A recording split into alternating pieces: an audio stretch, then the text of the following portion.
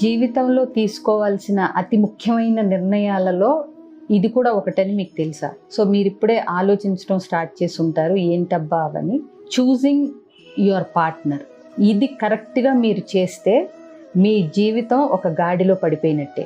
ఎందుకంటే ఇది నేను చెప్పింది కాదండి, life partner is equal to life direction. కాబట్టి మీరు ఎలాంటి పార్ట్నర్ని చూస్ చేసుకుంటున్నారు అన్నదాన్ని బట్టి మీ జీవితం ఎలా నడుస్తుంది అనేది డెఫినెట్గా ఇన్ఫ్లుయెన్స్ అవుతుంది అనేది కాదనలేని వాస్తవం.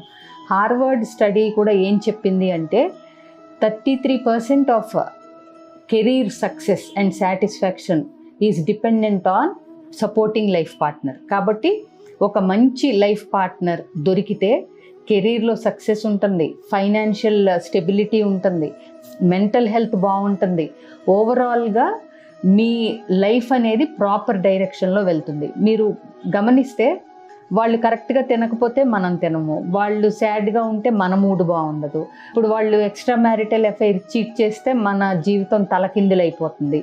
కాదన్నా ఎంత ఒప్పుకోలేకపోయినా మన మీద కూడా చాలా వరకు డిపెండ్ అయినా మన లైఫ్ అనేది పార్ట్నర్ వల్ల ఇన్ఫ్లుయెన్స్ అవుతుంది ఎవ్రీ సింగిల్ డే అనేది గుర్తుపెట్టుకోగలగాలి.